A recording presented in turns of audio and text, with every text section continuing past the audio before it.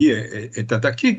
Donc, Oui. même cette histoire de régime change, dont on a vu que le On va changement de voir. régime, ce que Justement, ça on va donnait voir en... ensemble, Jacques Bourget, Ouais, quel est d'accord. l'objectif réel de cette attaque Oui. iranienne. Est-ce que c'est le changement de régime? Est-ce que c'est la menace nucléaire? Ou est-ce que cela cache autre chose? Il faudrait... Ou est-ce que c'est la volonté de M. Netanyahou de ne pas aller en prison? Parce que si la Oui. guerre cesse, il va Alors, aller en s'il veut prison. échapper à la prison, il faudrait qu'il s'attaque au monde entier parce que ça Il a n'évitera pas, en tous les cas, le jugement qu'il attend au final. mm, Alors, je rappelle voilà. juste que l'Iran, qui donc annonce avoir lancé une 15e salve de la riposte, elle vise, bien sûr, comme je le disais tout à l'heure, des infrastructures militaires et des installations d'industrie militaire qui seraient donc au nombre de 20 missiles.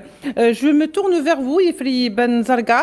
Alors, bien sûr, la riposte iranienne aurait fait au moins 24 morts et 1000 blessés du côté sioniste, ce que, bien entendu, l'entité sioniste dément. Et lorsque Netanyahou vous dit que, par exemple, ils sont arrivés à éradiquer la moitié des lanceurs de missiles, on a du mal à croire tout ça. Hein. Mais, effectivement, nous sommes totalement dans la propagande médiatique et les Israéliens, ils sont champions dans ça, dans la propagande médiatique.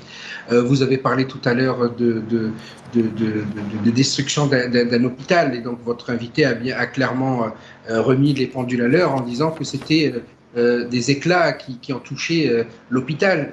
De l'autre côté, combien d'hôpitaux ont été détruits par des missiles israéliens en Palestine? Combien d'hôpitaux ont été ciblés sciemment par l'entité sioniste?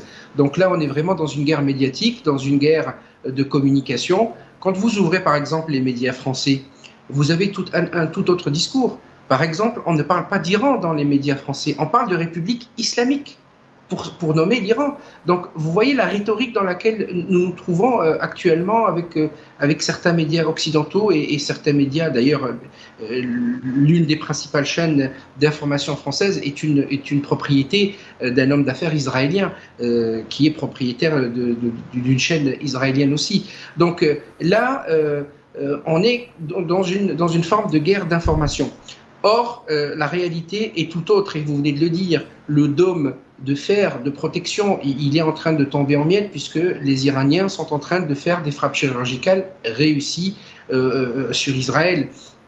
Et donc, la propagande israélienne aujourd'hui, elle essaie de détourner un petit peu l'opinion publique internationale pour dire nous sommes en train de frapper l'Iran sur des cibles bien précises, ce qui est totalement faux.